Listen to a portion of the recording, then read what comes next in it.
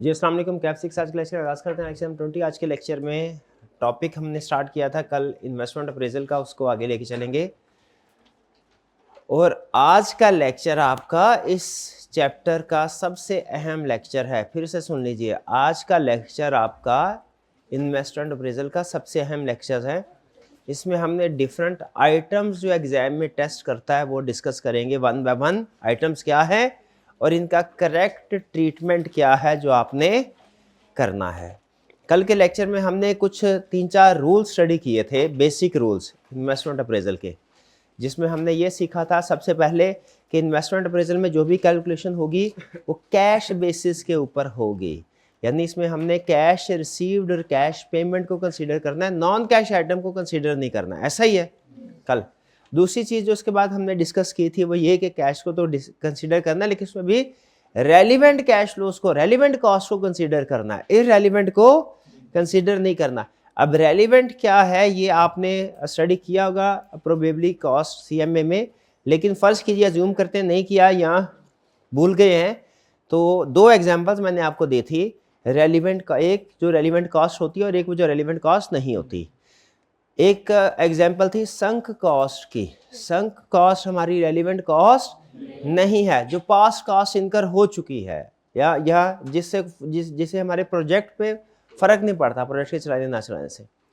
और एक है अपॉर्चुनिटी कॉस्ट, ये हमारे लिए रेलिवेंट होती है। ठीक है, अपॉर्चुनिटी कॉस्ट की एग्जांपल क्या है कि आपके पास अगर कोई रिसोर्सेज आपने यूज़ किए हैं, उनका कोई अल्टरनेट यूज़ था, इस प्रोजेक्ट के लिए कोई रिसोर्सेज यूज़ किए, उनका कोई अल्टरनेट यूज़ था, वो यूज़ आपने सेक्रीफाइस किया, अब नहीं होगा, तो वो जो आपने सेक्रीफाइस किया वो हमारी अपॉर्चुनिटी कॉस्ट है। अपॉर्चुनिटी कॉस्ट रेलिवेंट है। यानी रेलिवेंट कॉस्ट की दो एग्जांपल हमेशा आपने जहन में रखनी है। वो क्या? Number 1, sunk cost is not relevant and opportunity cost is relevant. ठीक है, बाकी की एग्जांपल जो है ना वो इन्हीं दो एग्जांपल से निकलेंगे।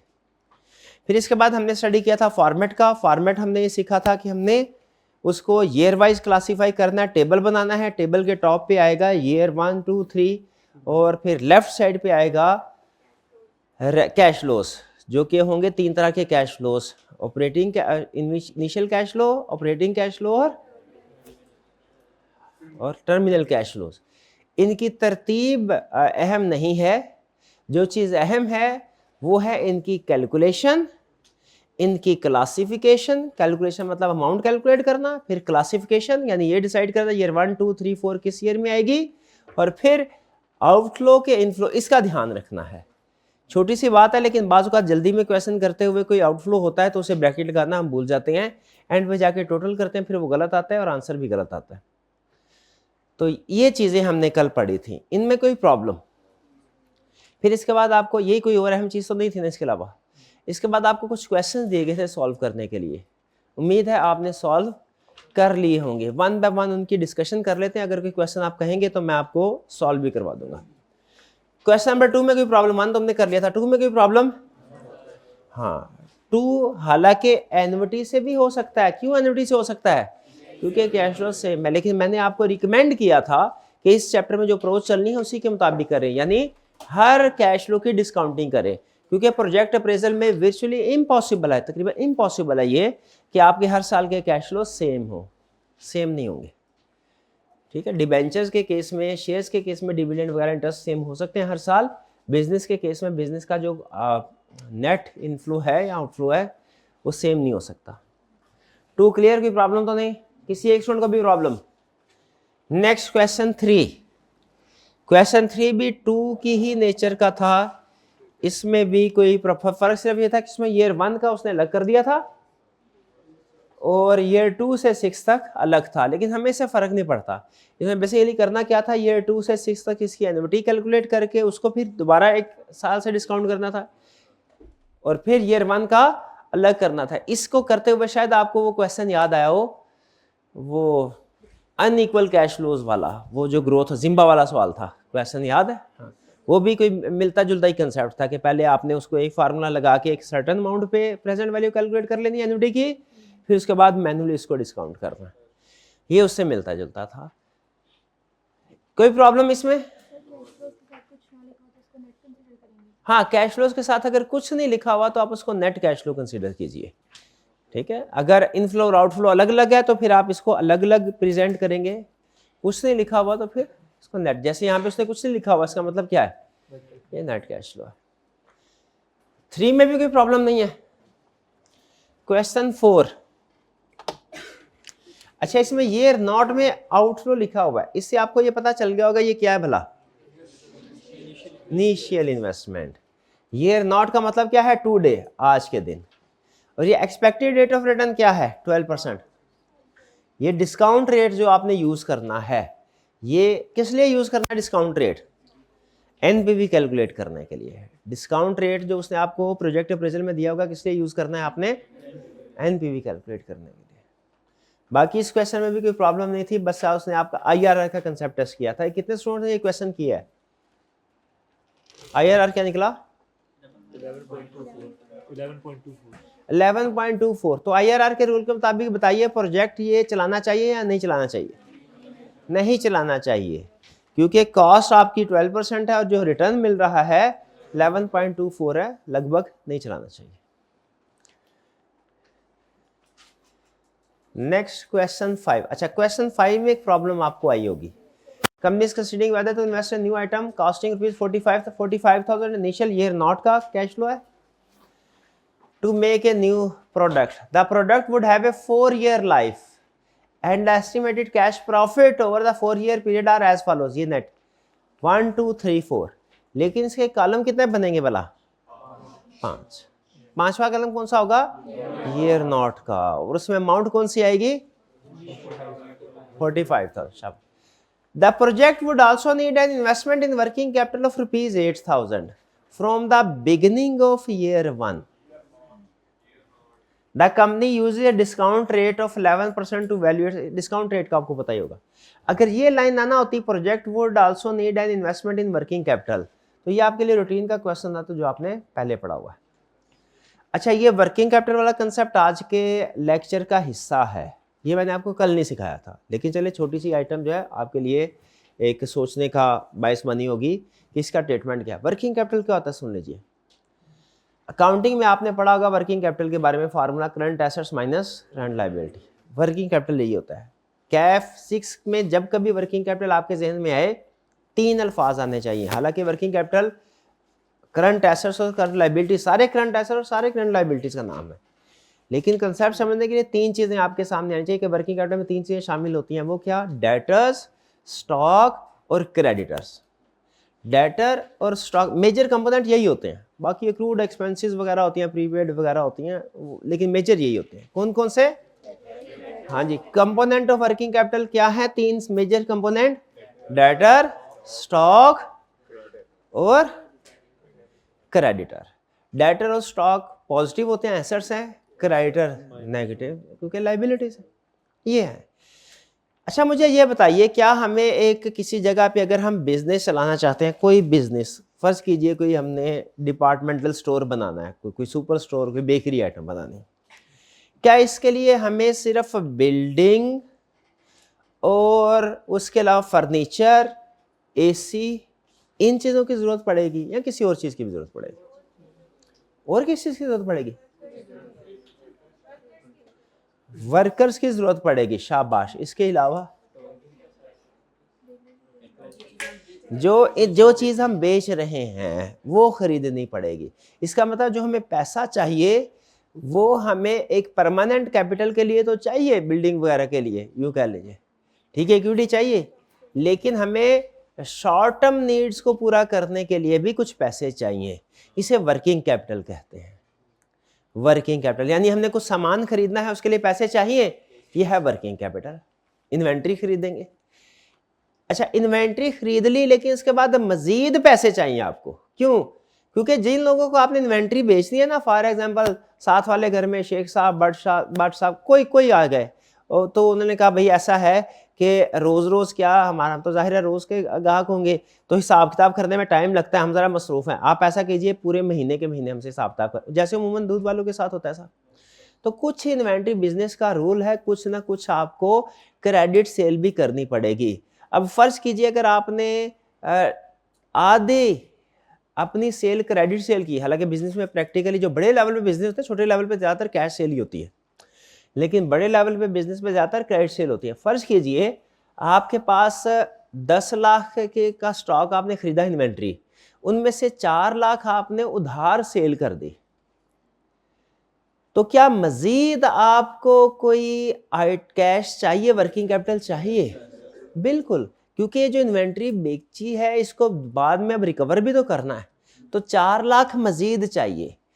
टेक्निकली अब आपके बिजनेस का वर्किंग कैपिटल 10 लाख नहीं है, 14 लाख है, 14। 10 लाख है आपका स्टॉक में और 4 लाख है डेटर्स में। तो वर्किंग कैपिटल में स्टॉक भी शामिल है, स्टॉक की एग्जांपल पूरी समझ आ जाती है। डेटर्स की एग्जांपल थोड़ा सा सोचना पड़ता है, फिर समझ में आती है। अच्छा, डेटर्स के लिए भी अगर हम क्रेडिट सेल करना चाहते हैं, क्रेडिट सेल करना जरूरी है, इससे सेल बढ़ती है, याद रखिएगा। क्रेडिट सेल से हमारी सेल बढ़ती है, तो अगर हमने सेल्स को बढ़ानी है तो क्रेडिट सेल भी करना पड़ेगी। क्रेडिट सेल करना है तो जाहिर है वो 2-3 महीने के लिए पैसे हमारे ब्लॉक हो गए, तो अपना साइकिल चलाने के लिए हमें एडिशनल पैसों की ज़रूरत होगी। इसका मतलब है अगर आपके बिजनेस में हर वक्त 10 लाख का स्टॉक होना चाहिए, तो फिर जितनी क्रेडिट सेल करनी है ना आपने, उसके भी पैसे अलग से अरेंज करने हैं आपने, ताकि बिजनेस में आपका 10 लाख का स्टॉक अरेंज रहे। बोले समझ आती है बात? तो इसका मतलब वर्किंग कैपिटल में कैश भी वर्किंग कैपिटल में इन्वेंट्री भी शामिल है और डेटर्स भी शामिल है। एग्रीड? अच्छा, अब जिस तरह डेटर्स हमारे लिए हमने उधार दिया, इसके लिए पैसे चाहिए, तो हमारी कोशिश भी होती है कि उधार ले भी लें। अगर हमने किसी को उधार देना है, उसके लिए वर्किंग कैपिटल ज्यादा चाहिए कि कम चाहिए? अगर हमने किसी को उधार चीजें बेचनी है, उधार देना है, वर्किंग कैपिटल ज्यादा चाहिए कि कम चाहिए? ज्यादा चाहिए। और अगर हमने चीजें उधार पे ली हो उधार, तो फिर कम चाहिए। क्यों कम चाहिए? क्योंकि हम दूसरों के पैसों से बिजनेस कर रहे होंगे। क्रेडिटर्स क्या है? बेसिकली दूसरों के पैसे हैं जिनसे हम बिजनेस चला रहे होंगे। तो इसका मतलब यह हुआ वर्किंग कैपिटल में 3 कंपोनेंट है, स्टॉक, डेटर्स और क्रेडिटर। स्टॉक डेटर पॉजिटिव है, क्रेडिटर नेगेटिव है। इस चैप्टर को करते हुए ना, इन्वेस्टमेंट अप्रेजल को करते हुए, आपने स्टॉक से मुराद सिर्फ वर्किंग कैपिटल से मुराद सिर्फ स्टॉक ही लेना है, जैसे इन्वेंट्री की बात कर रहा है। जब कभी वर्किंग कैपिटल की बात करें, आपने क्या ध्यान में रखना है? स्टॉक। हम इसके बाद एक नेक्स्ट टॉपिक करेंगे वर्किंग कैपिटल मैनेजमेंट, उसमें मैं इन तीनों को अलग अलग आपको सिखाऊंगा, इन तीनों की अलग अलग फीचर्स, कैरेक्टरिस्टिक्स, मैनेजमेंट पॉलिसीज वगैरह। अभी फिलहाल बेसिक कंसेप्ट हमने रखना है। तो हालांकि वर्किंग कैपिटल की डेफिनेशन में स्टॉक यानी इन्वेंट्री भी है, डेटर्स भी हैं, क्रेडिटर्स भी है, लेकिन इन्वेस्टमेंट अप्रेजल करते हुए आपके जहन में वर्किंग कैपिटल से मुराद सिर्फ क्या है? स्टॉक यानी इन्वेंट्री। तो बताइए, क्या हमने बड़ी सी दुकान खरीद ली काफी है कि बिजनेस के लिए स्टॉक भी खरीदना पड़ेगा, इन्वेंट्री भी? उसके लिए पैसे चाहिए, तो उसके लिए मजीद चाहिए पैसे। इसे कहते हैं वर्किंग कैपिटल। इसे क्या कहते हैं? Working capital. डन हो गई ये बात? अच्छा, वर्किंग कैपिटल चाहिए कब होता है? पहले ही दिन से कि साल के बाद? पहले ही दिन से। उसके बगैर तो सेल हो नहीं सकती। आप भाई बेचेंगे क्या अगर होगा नहीं तो? वर्किंग कैपिटल होता है ईयर नॉट। ठीक है। अच्छा, मुझे ये बताइए, फर्ज कीजिए हमने रेंट पे, एग्जांपल जरा गौर से, ये कंसेप्ट मैंने बताया सबसे अहम हमारा आज का लेक्चर है, अटेंटिव होकर कंसेप्ट सुनिएगा। हमने एक दुकान फर्ज कीजिए बिजनेस के लिए किराए पे ली, उस पर 10 लाख का सामान रख दिया, हमने उसे 6 महीने चलाया, साल चलाया, 2 साल, 3 साल चलाया। 3 साल के बाद हम दुकान छोड़ देंगे, ऐसा ही है। हमने बिजनेस किसी वजह से छोड़ दिया, हमें कोई फॉरेन में बेहतर ऑप्शन मिल गई, हमने कहा उधर मूव करते हैं, बिजनेस छोड़ते हैं। क्या जो हमारा आखिरी दिन होगा बिजनेस का, उस दिन सारा स्टॉक बिक चुका होगा कि कुछ ना कुछ होगा? कुछ ना कुछ होगा। ये जो stock at the end of the project होता है ना, वर्किंग कैपिटल, इसको फिर हमने मार्केट में बेचना होता है किसी दूसरे दुकान। अगर तो अच्छे ताल्लुकात हों, लोग भी अच्छे हों, तो वो कहते हैं ठीक है, जिस रेट में तुमने खरीदा है ना, उसी रेट में हमें दे दो। और ये बड़ी फेयर डीलिंग है अमूमी तौर पे, ऐसे कॉस्ट टू कॉस्ट।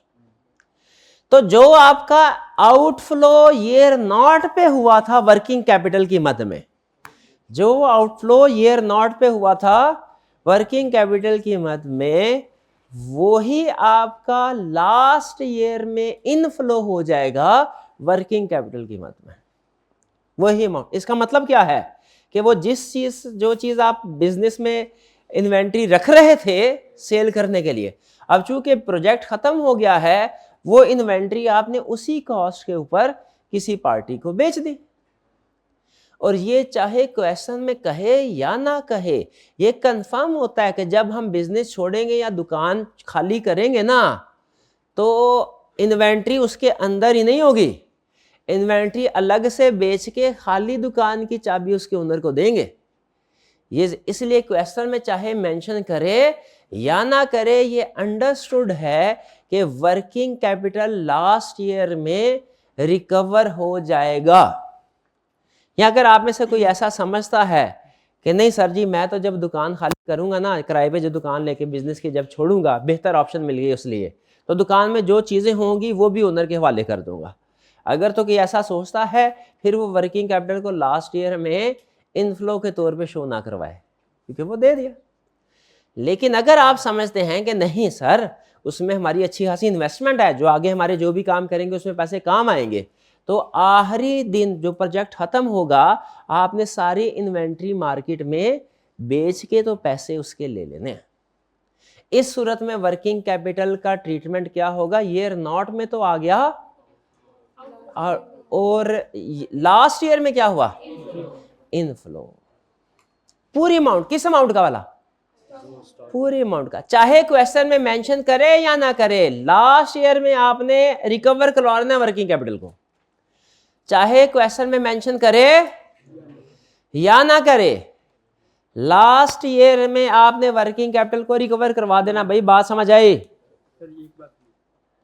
कि चाहे क्वेश्चन में मेंशन करे या ना करे, लास्ट ईयर में वर्किंग कैपिटल रिकवर करवा लेना है। डन जी। अच्छा, अब इसमें एक ट्विस्ट है, लेकिन वो ट्विस्ट मैं अभी नहीं आपको बताऊंगा, लेकिन मैं आपसे पूछना चाहता हूं, चले बताऊंगा, जवाब मैं नहीं बताऊंगा, पूछना चाहता, क्या कभी कभार ऐसा हो सकता है कि जब हम बेचने लगे तो हमें रेट पूरा ना मिले, बेचने लगे तो पता चले वो जो नीचे वाली लेयर्स थी वो तो सारी खराब हो गई है, तो हमें हो सकता है 100% के बजाय 80% पैसे रिकवर हो। अगर 10 लाख था, उसका 80% रिकवर हुआ, तो बताइए साल के जो ईयर नॉट में तो आउटफ्लो हुआ 10 लाख का, लास्ट ईयर में इनफ्लो कितने का होगा, 80%। शाबाश, 8 लाख का। डन। 10 लाख 8 लाख का होगा। ये 2 लाख क्या है, एक्सपेंस है। हाँ, इन्वेंट्री ऑब्सोलीट हो गई, या इसको कह लें, अगर डेटर की भी एग्जांपल ले ले तो बैड डेट हो गए होंगे। जब लोगों को पता चलता है ना, वैसे तो पैसे दबा के बैठते हैं हमारे, कहते हैं महीने 2 महीने बाद देंगे, जब पता चलता है ना छोड़ के जा रहा है पाकिस्तान, तो जिन्हें पैसे देने होते हैं ना, वो दबा लेते हैं। तो कुछ ना कुछ याद रखे, वर्किंग कैपिटल प्रैक्टिकली ऐसे होगा, वो लूज हो जाएगा। तो आपने टोटल वर्किंग कैपिटल फिर एंड में रिकवर नहीं करवाना। कितना करवाना है, बाकी आपका नुकसान हो गया उसको छोड़। क्लियर हो गया, ये वर्किंग कैपिटल की एडजस्टमेंट समझ आ गई, इन्वेस्टमेंट। अच्छा, अब जो समझने वाली बात इससे भी ज्यादा अहम है ना, ये तो अहम थी वैसे, वह है बिगिनिंग ऑफ ईयर 1। ये आपका कंसेप्ट जो है ना, बिगिनिंग ऑफ ईयर 1, इसको लिख ले। ये उसने अकाउंटिंग से उधार लिया है। बिगिनिंग ऑफ ईयर 1 कंसेप्ट कहां से लिया है उसने, अकाउंटिंग से। क्योंकि अकाउंटिंग क्या कहती है, जो इस साल का क्लोजिंग हो अगले साल का ओपनिंग, बताइए बोलती है कि नहीं, जो इस साल का क्लोजिंग अगले साल का ओपनिंग। अच्छा, गौर से सुनिएगा मेरी बात, ये ना हो आप दाव पेच में आ जाए। इस साल का आपने यस नो करते रहना है, इस साल का क्लोजिंग अगले साल का ओपनिंग, इस साल का क्लोजिंग अगले साल का ओपनिंग, इस साल का क्लोजिंग अगले साल का ओपनिंग, अगले साल का ओपनिंग इस साल का क्लोजिंग। नहीं ठीक है, अगले साल का ओपनिंग इस साल का क्लोजिंग, मानते हैं।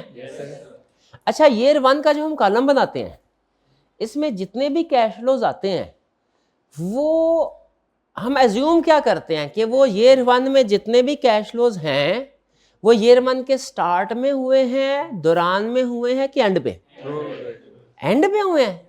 लेकिन ये तो रियलिस्टिक अजम्पशन नहीं है। प्रैक्टिस में तो रोज रोज पैसे आ रहे होते हैं और रोज रोज खर्च भी हो रहे होते हैं। दुकान खोले उसमें रोज रोज पैसे, ऐसे थोड़ी है सारी की सारी सेल साल के आखिरी दिन होगी, वो तो रोज क्यों करते हैं? सिंपलिसिटी के लिए, वरना आपको हर दिन का कैश फ्लो अलग अलग डिस्काउंट करना पड़ता और एक साल में 365 का दफा कैलकुलेशन करनी पड़ती। और अगर 5 साल का प्रोजेक्ट है तो फिर 1800-1900 एनवटी नहीं, हर साल की सेल एक जैसी थोड़ी होती है, एनवटी नहीं, 1800 कैलकुलेशन करनी पड़ेगी, जो शायद आज की जो टेक्नोलॉजी है वो कर सकती है। और प्रैक्टिस में ज्यादा, जितने ज्यादा एक्यूरेट होंगे उतना बेहतर है। लेकिन फिर भी बाज़ औक़ात ऐसा होता है हमने मोटा मोटा हिसाब लगाना होता है। हम कहते हैं यार बस ये बताओ कुछ बच जाएगा अगर इस प्रोजेक्ट में, अब बच जाएगा तो लगा दो प्रोजेक्ट, अब कितना बचेगा ये फायदा ही है। लेकिन एज फाइनेंशियल मैनेजर हमें एग्जैक्ट फिगर पता होनी चाहिए, लेकिन बाज़ औक़ात हमें एग्जैक्ट फिगर कैलकुलेट करने में ज़्यादा एफर्ट करनी पड़ती है जो इतनी काम की नहीं होती। जैसे बाज़ औक़ात राउंड ऑफ कर ले, ज़िंदगी आसान हो जाती है, राउंड ऑफ करके कैलकुलेशन बेहतर है कि राउंड ऑफ, हालांकि राउंड ऑफ करें तो कैलकुलेशन आपको तो थोड़ी सी आउट हो जाती है, लेकिन वो आउट होना बेहतर है। क्यों?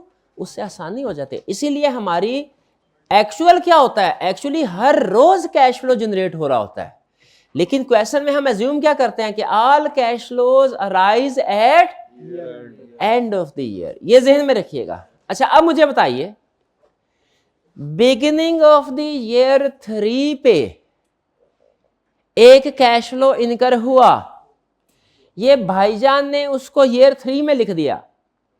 उसने क्वेश्चन में क्या बोला था? Beginning of the year company shall पे ₹30,000। कब? भाईजान ने ये 3 पे लिख दिया, एक लगाई मैंने इनको। क्यों लगाई? ये ईयर 3 में नहीं आना, किधर आना है? क्यों ईयर 2 में क्यों आना है? वो कह रहा है बिगिनिंग ऑफ द ईयर 3 पे है।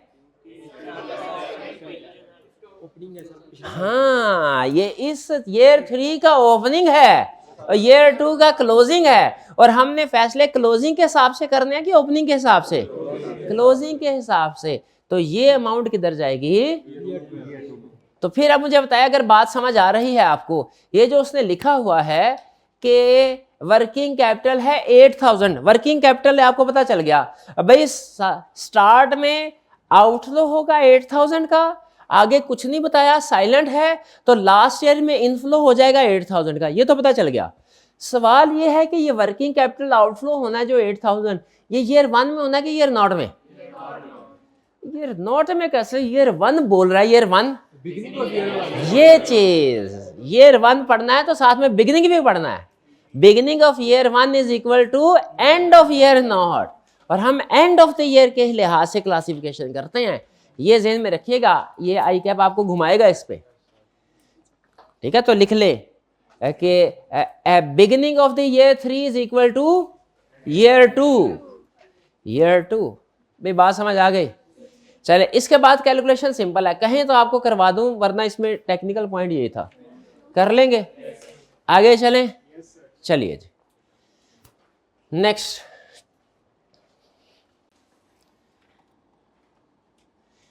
ये 3 सबसे अहम, कुछ बातें रिपीट होंगी और वो मैं जानबूझ के भी करूंगा कुछ बात, क्योंकि अहम चीजें हैं।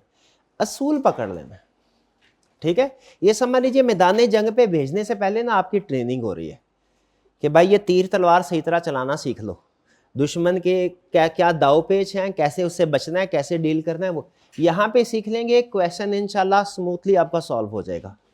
यहाँ पे नहीं सीखेंगे, क्वेश्चन में फिर जगह जगह रुक के मार खाएंगे, फिर उसके बाद सीखेंगे, फिर आगे बढ़ते रहेंगे। तो कोशिश करनी है कि पहले सारी चीजें सीख लें। पहला concept, life of project. Question के अंदर यह अहम इंफॉर्मेशन होगी। प्रोजेक्ट अप्रेजल का कोई क्वेश्चन ऐसा नहीं होगा जिसमें उसने लाइफ ऑफ द प्रोजेक्ट ना बताई हो, इम्पॉसिबल है, ठीक है? पहले बताएगा, वो हो सकती है 3 साल, 4 साल, 5 साल, 6 साल, अमूमी तौर पे 5 ईयर्स, 4 या 5 ईयर्स होती है एवरेज क्वेश्चन, क्योंकि कैलकुलेशन सारी रिपीट हो रही होती हैं, तो 4-5 ईयर्स में उसने जितनी भी एडजस्टमेंट पूछनी होती है ना, पूछ लेता है। तो 4 ईयर नॉर्मल, बहरहाल जो भी लाइफ है वो आपने क्वेश्चन में नोट करनी है। कहीं ना कहीं दी होगी। अब ये शायद कभी स्टार्ट में दे, कभी एंड में दे, कभी 2-4 क्वेश्चन में उसने दरमियान में जाके कहीं पे दी, बंदा ढूंढता रहता है। दी जरूर होगी कंफर्म, आपने वो नोट करनी है। इस इंफॉर्मेशन का पर्पस क्या है? कॉलम की तादाद। अच्छा, फिलहाल मैं आपको दूसरा पॉइंट नहीं बता रहा, सिर्फ पहला पॉइंट, कॉलम की तादाद। क्यों? अगर लाइफ 4 इयर्स है तो कॉलम क्यों? 5 कॉलम क्यों? एक ईयर नॉट का भी तो बनेगा। लाइफ 3 ईयर है तो कितने कॉलम? 4 इयर्स के। क्यों? फोर्थ कौन सा कॉलम होगा? ईयर नॉट का। भाई ये बात समझ आ गई। रेयर केस में एक दूसरा पॉइंट है, वो जब आएगा फिर आपको एक्सप्लेन करूंगा, अभी नहीं। पहला पॉइंट समझ आ गया तो इसको टिक लगा ले। Information use to draw column in table, for example 4 year project means 5 column, और 5वां कॉलम कौन सा है? Year not. डन जी। आगे चलते। पास्ट का, ये रेलिवेंट कॉस्ट में हमने 2 एग्जांपल्स पढ़ी हैं। एक पास्ट कॉस्ट की, ऐसा ही है ना, या संक कॉस्ट भी इसे बोलते हैं, और एक अपॉर्चुनिटी कॉस्ट। पास्ट कॉस्ट जो या संक कॉस्ट होती है ये इग्नोर करनी है, और जो अपॉर्चुनिटी कॉस्ट है कंसीडर करनी है। इसमें असल प्रॉब्लम बच्चे को ये होती है कि इसमें कैश फ्लो, अपॉर्चुनिटी कॉस्ट में ना कैश नहीं जा रहा होता। जो तो चीज अगर मेरे हाथ से, मेरी जेब से पैसे गए हैं ना, वो आप कहेंगे सर ये कॉस्ट है। जो पैसे मुझे मिल रहे हैं आप कहेंगे ये रेवेन्यू। ये कैश को रेवेन्यू के साथ लिंक करने से कंसेप्ट आसानी से समझ आ जाता है। लेकिन मसला ये होता है रियल लाइफ में सम टाइम ऐसा होता है हमारे जेब से कैश नहीं जाता फिर भी खर्चा हो जाता है। मैं अक्रूवल बेसिस की बात भी नहीं कर रहा, जेब से कैश नहीं जाता फिर भी खर्चा एक्सपेंस हो जाता है। फर्ज कीजिए मैं 1 घंटा पढ़ा के मुझे 5,000 रुपया लेक्चर का मिल जाता है। फर्ज कीजिए मैं किसी से मिलने गया, उसने मुझे 1 घंटा इंतजार करवाया, तो मैंने उससे कहा भाई तुमने मेरा 5,000 का खर्चा करवा दिया। वो कहेगा भाई झूठ बोलते हो, कहाँ करवाया? 1 रुपया नहीं तुम्हारी जेब से निकला। बताइए कौन सच्चा है? क्यों भला? हाँ शाबाश, क्योंकि अगर यही 1 घंटा मैं किसी प्रोडक्टिव वर्क में यूज करता तो मुझे से 5,000। अब ये आम बंदे को समझाना बहुत ही मुश्किल है कि ये मेरा 5,000 का नुकसान हुआ है। आम बंदे को समझाना बहुत मुश्किल है। ठीक है, एकदम छोटा सा क्लिप देख रहा था, एग्जैक्ट फिगर मुझे याद नहीं है, वो बता रहे थे बिल गेट्स का अगर $10 का नोट गिरे और वो उसे उठाने के लिए गए तो उसे $100 का नुकसान हो जाता है। $100 का, एक क्लासिक एग्जांपल है। क्यों भला? क्योंकि जितनी देर में उसने वो नोट उठाना है, देखने वाला क्या कितना बेवकूफ है, देख भाई तेरा $10 गिर रहा है। आम लोग क्या कहेंगे? $10 गिर रहा है उठा ले भाई। कितना बेवकूफ है, कितना बेवकूफ है, हैं? घर के करीब से 1200 की यूएसबी ले ली, हफीज सेंटर चला जाता 800 की मिल जाती, कितना बेवकूफ है। ये आम लोग कहेंगे। हम लोगों ने क्या, हम उसको समझा नहीं सकते, ना ही समझा, आपको बड़ी मुश्किल समझ आएगी है। लेकिन हम लोग क्या करते हैं, हमारे हर एक्शन की एक अपॉर्चुनिटी कॉस्ट होती है, हमने उस अपॉर्चुनिटी कॉस्ट को अपनी कैलकुलेशन में इंक्लूड करना है। बताइए इंक्लूड करना चाहिए कि नहीं? हालांकि एक्चुअली कैश नहीं है, ये है अपॉर्चुनिटी कॉस्ट। ठीक है। और संक कॉस्ट क्या है? वो पैसे जो अकाउंटेंट्स को इस मामले में बहुत प्रॉब्लम होती है। वो कहते हैं कॉस्ट कोई सी भी हो, वो वर्ड यूज करते हैं डायरेक्टली एट्रीब्यूटेबल। जो एट्रीब्यूटेबल कॉस्ट है उसे इंक्लूड करना है। हम फाइनेंस वाले एट्रीब्यूटेबल नहीं मानते, हम कहते हैं भाई हमारे डिसीजन से जो चेंज होगी कि नहीं। ये देखो जैसे एग्जांपल सुने, ऑलरेडी हमारे पास एक बिल्डिंग है, किराए पे ली है, फर्स्ट फ्लोर, 2 फ्लोर है उसके, फर्स्ट फ्लोर पे धड़ाधड़ काम जारी है, किराया है उसका 2 लाख, फर्स्ट फ्लोर पे काम जारी है। हमने कहा सेकंड फ्लोर के ऊपर नया बिजनेस स्टार्ट कर लेते हैं। अकाउंटेंट क्या करेगा? सेकंड फ्लोर पे जो बिजनेस स्टार्ट करने जा रहे हैं उसके एक्सपेंसेस में बिल्डिंग का आधा रेंट डाल देगा। इसको वो कहते हैं एट्रीब्यूटेबल या एलोकेटेड। फाइनेंस वाला कहता है नहीं डालना। क्यों नहीं? रेलिवेंट क्यों? रेलिवेंट क्यों नहीं है? क्योंकि चाहे आप प्रोजेक्ट लगाएं या ना लगाएं, रेंट देना ही पड़ेगा, रेंट देना ही पड़ेगा। ठीक है, ये है हमारा रेलिवेंट कॉस्ट का कंसेप्ट, कि जो ऑलरेडी इनकर्ड कॉस्ट होती है ना, उसको हम पास्ट कॉस्ट भी बोलते हैं, संक कॉस्ट भी बोलते हैं। संक कॉस्ट की ट्रांसलेशन हमने की हुई है पास्ट कॉस्ट। पास्ट कॉस्ट आसानी से समझ आ जाता है, जो ऑलरेडी आप कमिट कर चुके हैं। पास्ट कॉस्ट, संक कॉस्ट चाहे याद रखें प्रोजेक्ट से ही रिलेट क्यों ना करती हो, जैसे फिजिबिलिटी रिपोर्ट, रिसर्च रिपोर्ट, चूंकि अब आपको पे चाहे प्रोजेक्ट लगाए या ना लगाए, पे करना ही कर, तो जो हमारे डिसीजन से चेंज नहीं हो रही कॉस्ट वो रेलिवेंट नहीं है। ये थिंकिंग लेवल चेंज करना है, समझ रहे हैं? ये नहीं सिखा रहा जो हमारे प्रोजेक्ट से रिलेट करती है, एट्रीब्यूटेबल है, प्रोजेक्ट के लिए की गई कॉस्ट, वो नहीं सिखा रहा। क्या सिखा रहा हूं? जो हमारे प्रोजेक्ट के होने, भाई देखें मैं दुनिया में हूं, कुछ लोगों को फर्क पड़ता है, कुछ लोगों को फर्क नहीं पड़ता। भाई मुझे अपने डिसीजन करने में क्या उन लोगों को भी कंसीडर करना चाहिए? फर्क नहीं पड़ता, नहीं, सिर्फ किसको कंसीडर करना चाहिए? फर्क पड़ता है जिनको। ठीक है, मुझे ऑफर मिलती है भैया बाहर आ जाओ, दुबई आ जाओ, फॉर एग्जांपल ऑस्ट्रेलिया आ जाओ। मैंने जब ये फैसला इवेल्युएट करना है, क्या मुझे सारे पाकिस्तान के लोगों को कंसीडर करना चाहिए? मैं करूंगा सबकी मर्जी लेता रहूंगा, मुझे कहेंगे बेवकूफ। किनको? जिनको मेरे होने या ना होने से फर्क पड़ता है, मुझे सिर्फ उनको कंसीडर, मेरे लिए सिर्फ वो रेलिवेंट है। एग्जैक्टली उसी तरह प्रोजेक्ट में हमने किनको कंसीडर करना है? किस कास्ट को? जिस कास्ट को हमारे प्रोजेक्ट के होने या ना होने से फर्क पड़ता है, प्रोजेक्ट के चलने या ना चलने से फर्क। अब आपने किसी रिसर्चर को कहा, एक्सपर्ट को, कंसल्टेंट को कहा, भाई एक्सपर्ट करो, यहाँ पे हमारी फैक्ट्री लग सकती है कि नहीं इस जमीन पे। उसने रिसर्च करके रिपोर्ट बना ली, 2 लाख ले लिया आपसे। अब आपने फैसला करना है कि नहीं करना उस रिपोर्ट की रोशनी में, ये बात की बात है। कॉस्ट तो आपको देनी पड़ेगी, तो प्रोजेक्ट चलाएं फिर भी कॉस्ट देनी पड़ेगी, प्रोजेक्ट ना चलाएं फिर भी कॉस्ट देनी पड़ेगी। बताइए अब ये रेलिवेंट है कि नहीं? रेलिवेंट नहीं है। ये कंसेप्ट आपके लिए सबसे ज्यादा पूरे बल्कि पूरी फाइनेंस में अहम होने जा रहा है। थोड़ा सा ट्रिकी भी होता है क्योंकि इसमें सोचने का लेवल बदलना होता है, क्योंकि ये कोई एक दो कंसेप्ट नहीं है। ये रेलिवेंट कॉस्ट ये एक सोच है, और डेवलप होते होते टाइम लगता है कि ये हमारे लिए रेलिवेंट है या नहीं। बहरहाल, तो पास्ट कॉस्ट क्या है? जैसे प्रोडक्ट की रिसर्च कॉस्ट, ड्यू डिलिजेंस का मतलब है कि फिजिबिलिटी रिपोर्ट बनवाना, इन्हें क्या कहा जाता है? Sunk cost. इसको क्या करना है? कंप्लीटली इग्नोर करना है। अब एक और एग्जांपल सुने।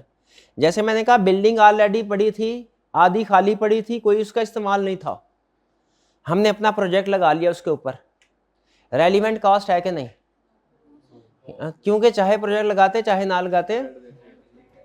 अब अगली एग्जांपल सुने मटेरियल की, ये तो बिल्डिंग की थी। 3 एग्जांपल दूंगा, ये समझ लीजिए ओवरहेड की एग्जांपल थी। अब एक मटेरियल की एग्जांपल आएगी, लेबर की एग्जांपल आएगी, सेम कंसेप्ट है। 3 एग्जांपल, कंसेप्ट सेम है। मटेरियल पड़ा है, खरीदा था साल पहले 10,000 में, लेकिन अब किसी काम का नहीं है। एग्जांपल गौर से सुनिएगा, किसी काम का नहीं है। हमने फैसला किया ये 10,000 जो साल पहले मटेरियल खरीदा था अब किसी काम का नहीं है, इसे नए प्रोजेक्ट में इस्तेमाल कर देते हैं। रेलिवेंट कॉस्ट क्या होगी? क्यों 10,000 में खरीदा था, अकाउंटेंट क्या बोलेगा? इसको 10,000 रिकॉर्ड करो खर्चे में, अकाउंटेंट बोलेगा। फाइनेंस मैनेजर क्या बोलेगा? नहीं, क्यों? वैसे भी पड़ा ही है, चाहे हम प्रोजेक्ट स्टार्ट करें या ना, वो कास्ट तो इनकर हो चुकी है, पास कास्ट है, उससे फर्क तो नहीं पड़ता। ठीक है जरा। अच्छा अब सुने,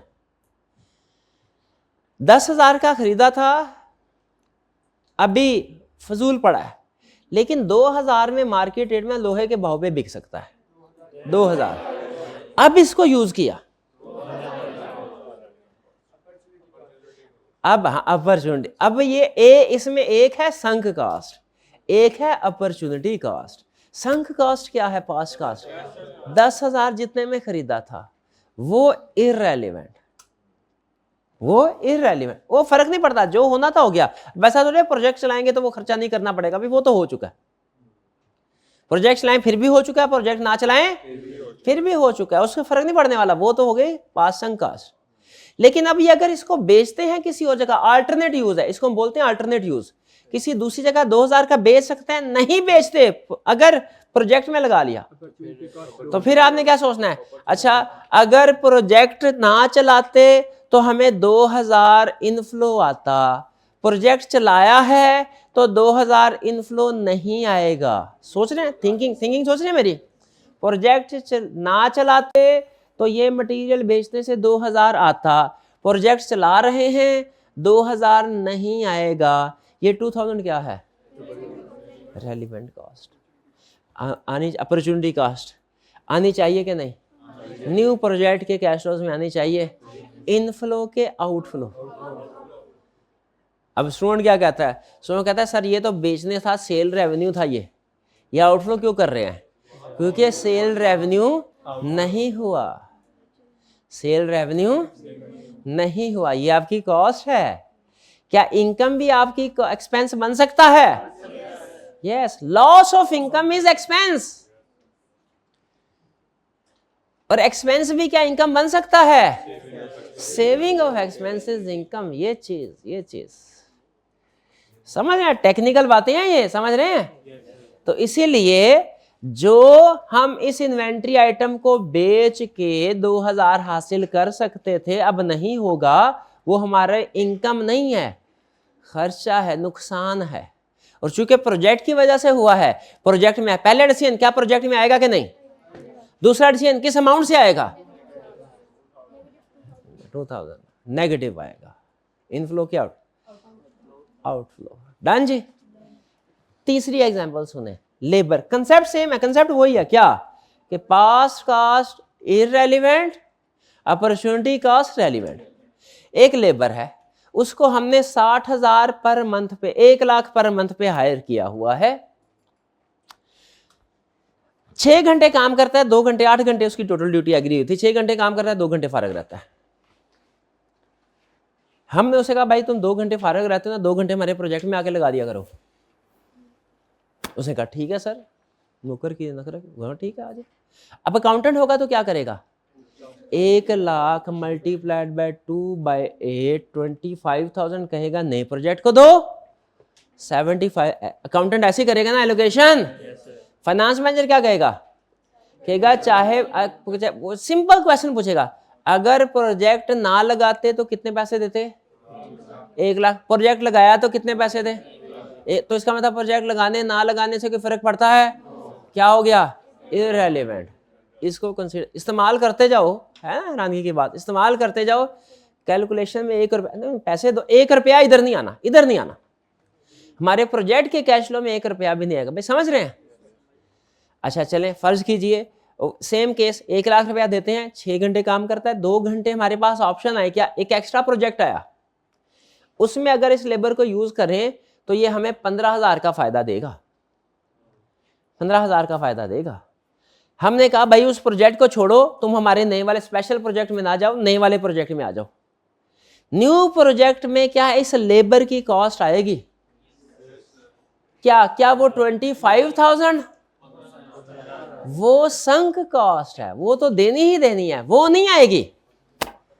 कौन सी कॉस्ट आएगी, 15,000, वो जो एडिशनल सैक्रिफाइस की है।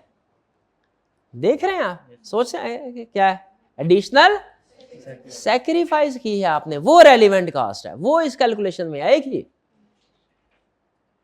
क्लियर हुआ कि नहीं हुआ। ये बड़ा प्रॉब्लम होता है, कुछ लोग इसको, लोगों के लिए एक्सेप्ट करना बड़ा मुश्किल होता है। फैसले करते हुए ना हमने जो पास्ट में हो चुका ना उसको इग्नोर करना होता है।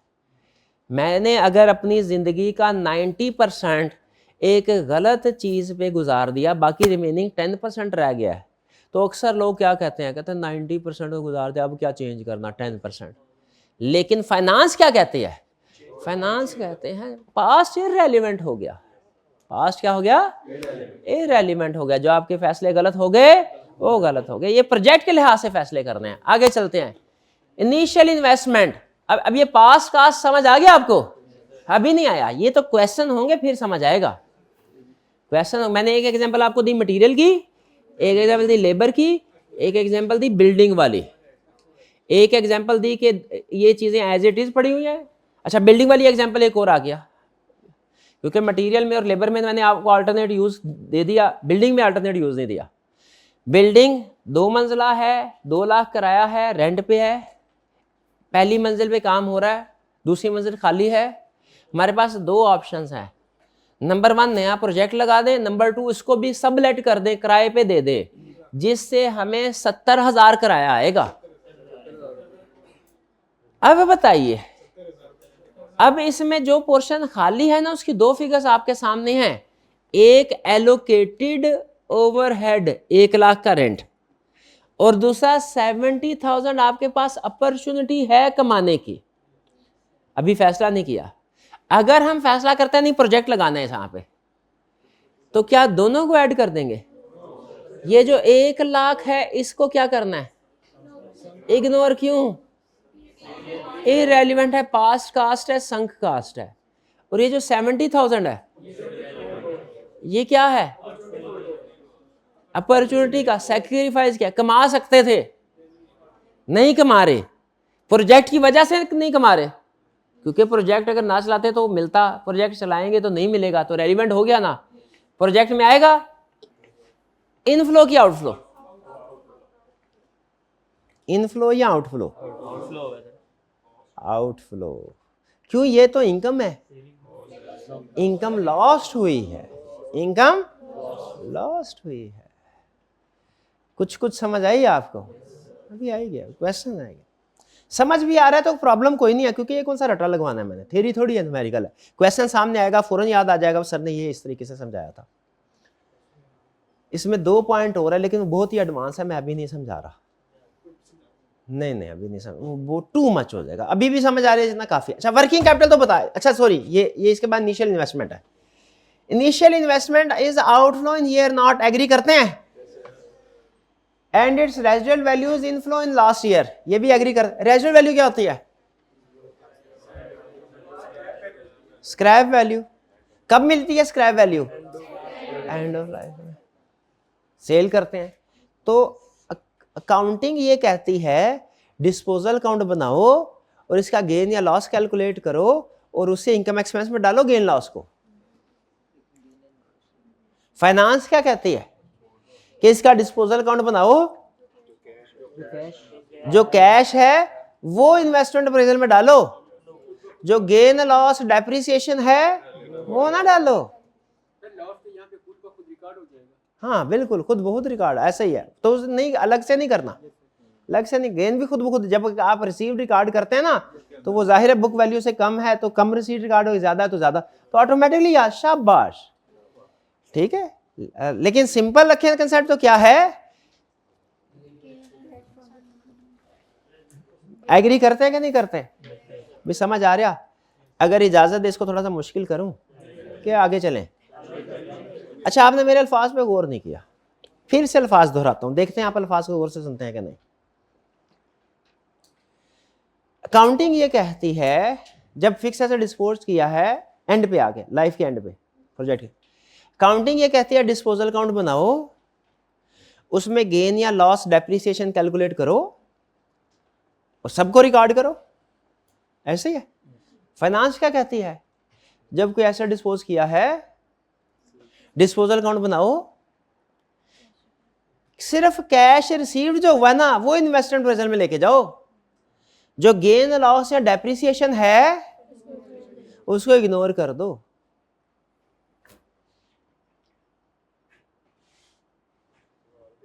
सवाल आपने पूछना है, मैं बताऊं आपने क्या पूछना है? आपने पूछना यह है कि सर जब इन्वेस्टमेंट अप्रेजल में हमने लेना ही कैश रिसीव्ड है तो डिस्पोजल अकाउंट क्यों बनवा रहे हैं? कि पता चल जाए कि कितना इग्नोर करना है, तो गेन या लॉस हुआ है पता चल, वो करना क्या है फिर, वो पता तो चल जाएगा करना क्या है। उसके बाद उसको अगर अप्रेजल के अंदर तब लेना है और गेन, अप्रेजल के अंदर तो गेन या लॉस नॉन कैश आइटम हमारा असूल है, उसूल उखाड़ के ऐसे ना करें यार, असूल के ऊपर तो जमे रहे। असूल नॉन कैश आइटम तो अप्रेजल में आती ही नहीं है। कैश फ्लो सर मैं कह कैश फ्लो आउटफ्लो में आ जाएगी ना, क्योंकि गेन बैक है। ये है एडवांस्ड कैलकुलेशन में हमने टैक्स लायबिलिटी कैलकुलेट करनी होती है। एडवांस्ड क्वेश्चन में टैक्स लायबिलिटी, अब आपको पता चल गया होगा। तो टैक्स लायबिलिटी में टैक्स लायबिलिटी कैलकुलेट करने के लिए हाँ जी टैक्स वाले मानते हैं, टैक्स वाले नॉन कैश आइटम। फाइनेंस देखिए, फाइनेंस वालों की ना पूरी तरह अकाउंटेंट से बनती है, ना पूरी तरह टैक्स वालों से बनती है। हाँ, ये हर सब्जेक्ट अपना अपना है, वरना वो एक जगह मैं पढ़ा था, जब दो लोग हर बात पे एक दूसरे पे मुतफिक हो जाए ना, उनमें से एक गैर जरूरी है, उसे गोली मार देनी चाहिए। भाई ऐसा ही है ना भाई, अगर अकाउंटिंग और फाइनेंस की हर चीज एक जैसी होती है तो फिर अकाउंटेंट को तो हम गोली मार, फाइनेंस वाले को थोड़ी मारनी है हमने, अकाउंटेंट वाले मारे। तो कंसेप्ट याद रखिएगा कि जिस तरह अकाउंटिंग और फाइनेंस के रूल्स डिफरेंट होते हैं, हो सकता है उसी तरह फाइनेंस और टैक्स के रूल्स भी डिफरेंट हो। एक फर्क मैंने आपको बता दिया, सुन के भूल जाए चाहे, मुझे कोई इतराज नहीं है, कि जब फिक्स एसेट डिस्पोज होगा, हमने हालांकि उसने कैश रिसीव्ड या रेजिडुअल वैल्यू क्वेश्चन में दी होगी, स्टिल हमने उसका डिस्पोजल अकाउंट बनाना होगा। भाई किस लिए? गेन या लॉस तो हम रिकॉर्ड ही नहीं करते, टैक्स के लिए। टैक्स वाले तो मानते हैं ना टैक्स, डेफर टैक्स नहीं भाई, सिंपल, खुदा का इतनी साइंस नहीं है इधर है, ऐसे ना कर, मैं ज्यादा ही टेक्निकल कर दिया। इनिशियल इन्वेस्टमेंट समझ आ गए, डेप्रिसिएशन, ये रेजिडुअल वैल्यू क्या है, रेजिडुअल वैल्यू समझ आ गई? नहीं समझ आया रेजिडुअल वैल्यू? आप अब आपके अकाउंटिंग के टीचर का इम्तिहान है,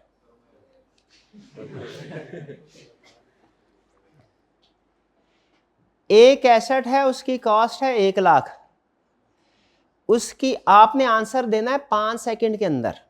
कैलकुलेटर चाहे सामने रखें, 5 सेकंड से ऊपर हुए आपके अकाउंटिंग के टीचर फारग है, या 10 सेकंड कर लें, चले 10 सेकंड कर लें, मार्जिन दे देते हैं। एसेट की कॉस्ट है 1 लाख, एनुअल डेप्रिसिएशन है 20,000, रेजिडुअल वैल्यू कैलकुलेट करें at the end of the 4 year life, 20। शाबाश शाबाश, ये वार्म अप एक्सरसाइज थी। एसेट की कॉस्ट है 1 लाख,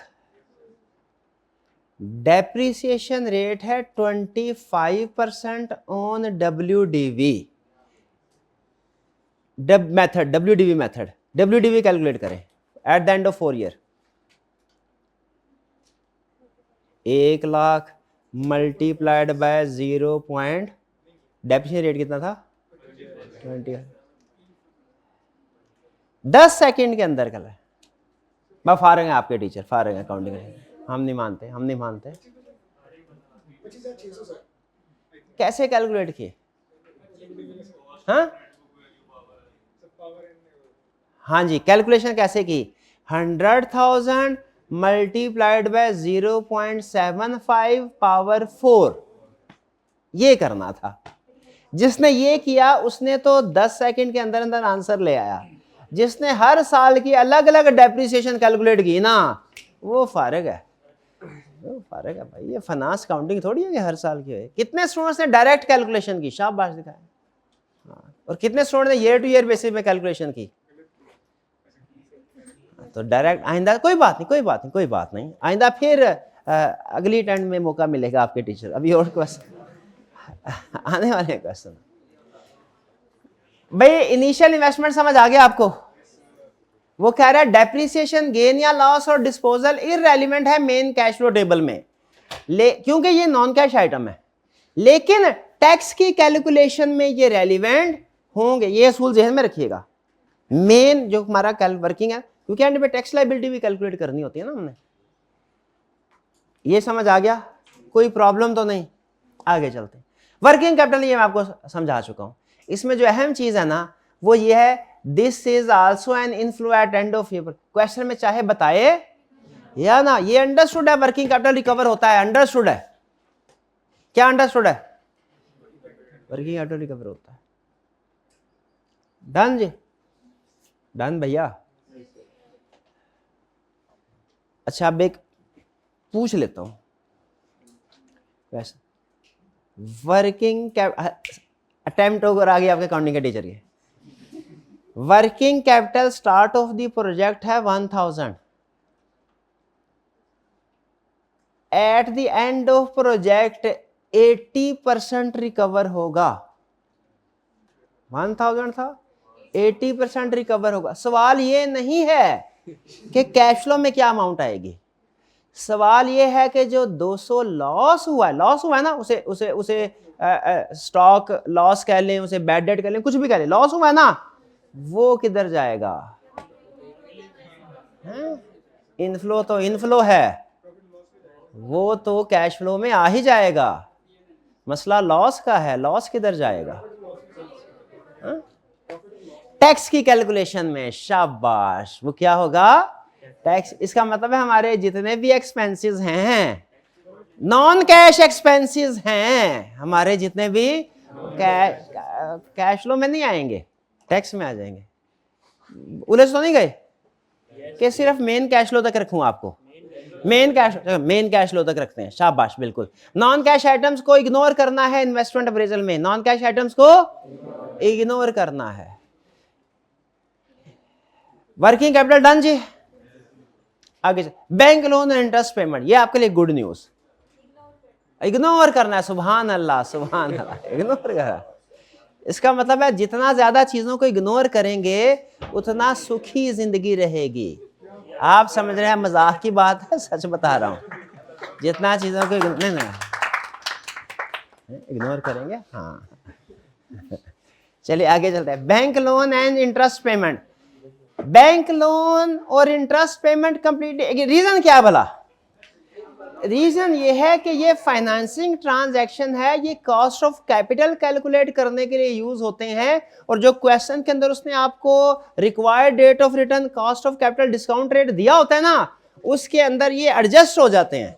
जब आप डिस्काउंटिंग कर रहे होते हैं ना, तो उसमें जो इंटरेस्ट की वजह से इफेक्ट आता है वो काउंट फॉर हो जाता है। जब आपने प्रोजेक्ट का IRR कैलकुलेट करके कॉस्ट ऑफ कैपिटल से कंपेयर करना है ना, तो आपका इंटरेस्ट एक्सपेंस उस कॉस्ट ऑफ कैपिटल में शामिल है।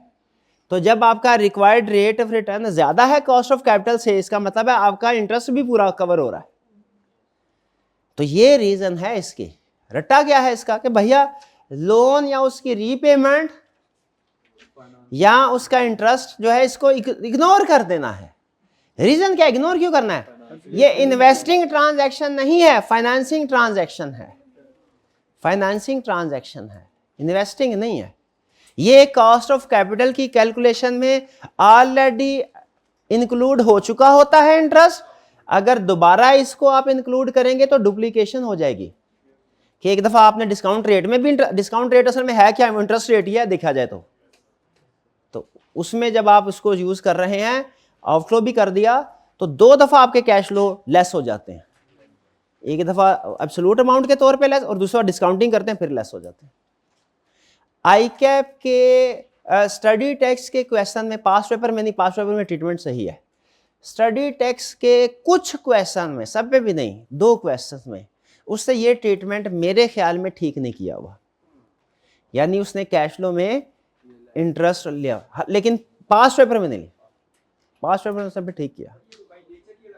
हाँ, ये बाय नेचर ही लग गया। ये यही तो समझा रहा हूँ, ये इसलिए तो बोला फाइनेंसिंग एक्टिविटी है, इन्वेस्टिंग है ही नहीं। डन जी। बैंक लोन समझ आ गया। एग्जिस्टिंग रिसोर्सेज, ये मैंने आपको बता दिया है।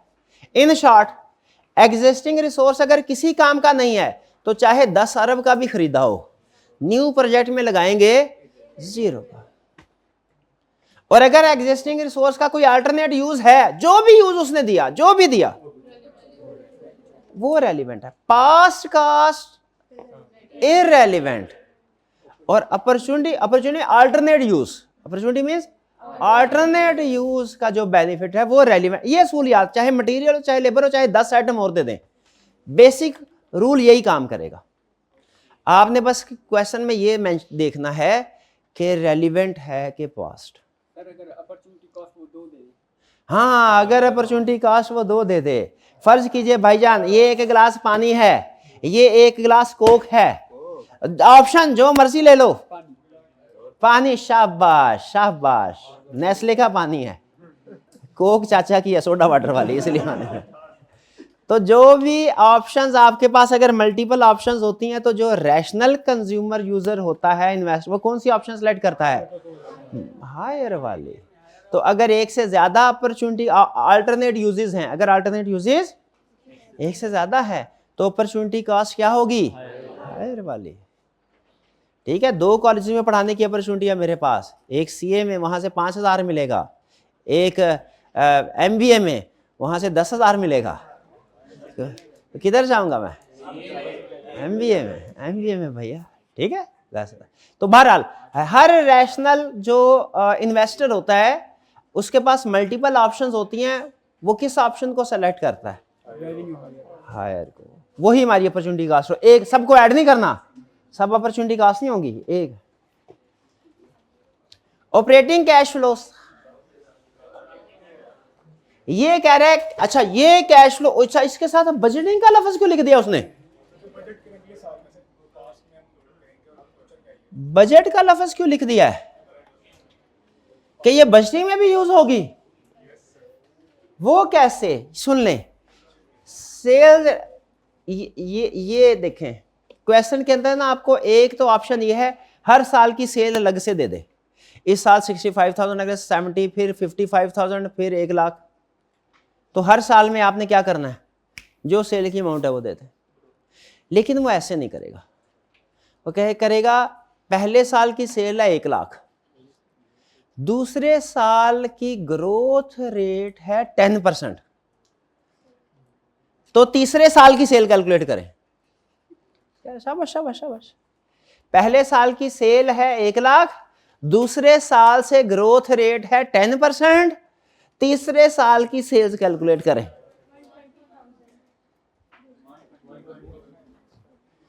तीसरे 121,000, शाबाश। 1,00,000 का 10% 10,000, 1,00,000 10,000 हो गया, उसका 10% 11,000, 1 10 और 11 1 21। समझ नहीं आती तीसरे साल। अब काउंटिंग का इम्तिहान आपका। अच्छा, एक होती है ग्रोथ रेट। ग्रोथ रेट का मतलब होता है सेल्स का फार्मूला होता है क्वांटिटी इनटू प्राइस। तो 2 तरह के रेट होते हैं, एक होता है ग्रोथ रेट। ग्रोथ रेट क्या होता है? क्वांटिटी बढ़ जाए। एक होता है इन्फ्लेशन रेट, प्राइस बढ़। दोनों में फर्क पता है? अच्छा अब सुने फिर, ये कैलकुलेट अभी पढ़ते जाएंगे ना, घर में पढ़ेंगे समझ आ जाएंगे। ये सारी कैलकुलेशन आप पहले से सीखे हुए हैं, मैं सिर्फ रिफ्रेश करवा रहा हूं। चले ये कर ले, इसके बाद खत्म, डन आपके मेरे डन। ये कर लेते इसका, क्योंकि इसके बाद आप क्वेश्चन करने के काबिल हो जाएंगे। इस साल की सेल्स है 1,00,000, ग्रोथ रेट है 10% हर साल का। नहीं लिख देता हूं, क्योंकि बाद में मुझे भी भूल जाएगा क्या फिगर लिखाई थी, कैलकुलेशन करने में प्रॉब्लम होगी।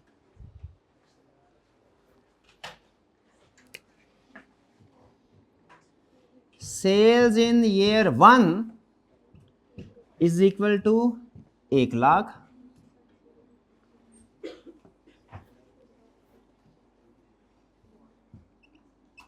Units 10,000 multiplied by price 10 is equal to 1,00,000। इसमें कोई problem? Growth rate is equal to 10, मुश्किल कर लेते हैं, 15%। Inflation rate is equal to 8%। Calculate, जिसने ये कर लिया ना, इन्वेस्टमेंट अप्रेजल और बजटिंग दोनों के चैप्टर्स का 30% सॉल्व कर लिया, जिसने ये कैलकुलेट सेल्स इन, अभी आई क्या आपको समझे नहीं है आप? सेल्स इन ईयर 4,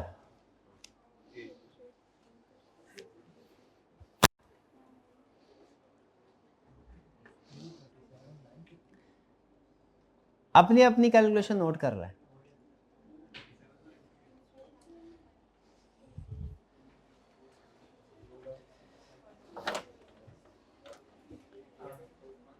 बजटिंग सबसे मुश्किल टॉपिक समझा जाता है फाइनेंस का, और मैंने एक स्टेटमेंट दी, आप इजी ले गए इसको। जिसने ये कैलकुलेशन कर ली, बजटिंग का भी 30% कंसेप्ट सॉल्व हो गया।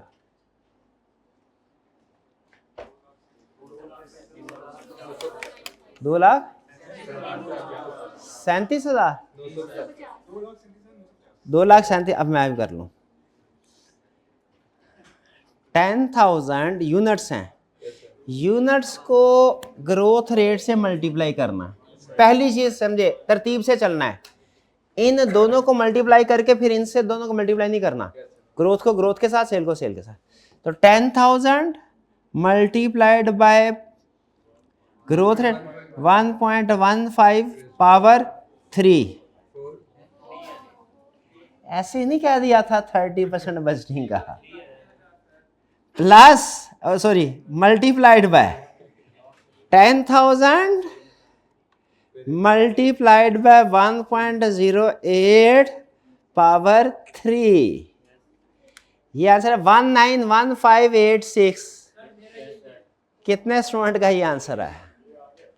क्यों पावर 4 क्यों नहीं यूज की? पहले साल की सेल्स तो उसने खुद आपको दे दी है, अब जो ग्रोथ होगी वो ईयर 2 से लगनी है। ईयर 2 में फर्स्ट ग्रोथ है, ईयर 3 में सेकंड ग्रोथ है, ईयर 4 में फोर्थ ग्रोथ, थर्ड। समझे? कोई बात नहीं, अभी भी समझ गए ना आप, अभी भी 30% कवर हो गया अगर समझ गए हैं। अगर वादा करते हैं आइंदा इस चीज का ध्यान रखेंगे कि ग्रोथ ने ईयर 1 से स्टार्ट होना है कि ईयर 2 से। ये देखें देखें, आज के लेक्चर की सबसे अहम बात, आइंदा वादा करता हूं, इरादा करता हूं, आइंदा जब कभी इन्फ्लेशन ग्रोथ आएगी, ध्यान से देखूंगा ईयर 1 से शुरू होनी है कि ईयर 2 से। करते हैं वादा, इरादा करता हूं, आइंदा जब कभी इन्फ्लेशन रेट या ग्रोथ रेट आएगी, मैं पहले ये तसल्ली कर लूंगा कि ईयर 1 से है, 2 से है। फाइनेंस है, इसमें सिर्फ कैलकुलेशन ही है, कंसेप्ट भी है। चले मैं जरा चेक कर लूं असाइनमेंट करने के काबिल हैं कि नहीं आप। ये वाली बात उसने यही लिखी है, ये जिसमें मैंने आपको घुमाया है ना, बेसिकली आई कैप घुमाता है, आई कैप से सीखा हमने। तो ये इसमें यही बात का, इसको जरूर पढ़ लीजिएगा, इससे आपको क्लियर हो जाएगी ये बात। बाकी ठीक है जी, ये भी ठीक है, ये जरूर पढ़ लीजिए। ये वही बात है जो मैंने आपको बताई है, पढ़ लीजिएगा। बाकी आप कर सकते हैं सारा, इन्फ्लेशन रेट भी बता दिया, अपॉर्चुनिटी कॉस्ट भी डिस्कस कर चुके हैं हम। चलिए, तो ये असाइनमेंट आपने लाजमी करनी है, ठीक है। इस असाइनमेंट के बाद आप आई कैप का एवरेज क्वेश्चन करने के काबिल हो जाएंगे। अगर ये असाइनमेंट आपने कर ली तो आई कैप का इन्वेस्टमेंट अप्रेजल का इंशाल्लाह एवरेज क्वेश्चन आप अटेम्प्ट करने के काबिल हो जाएंगे। खास तौर पे क्वेश्चन 8 खास तौर पे, ठीक है जी। चलिए, कोई सवाल पूछना चाहते हो पूछ ले।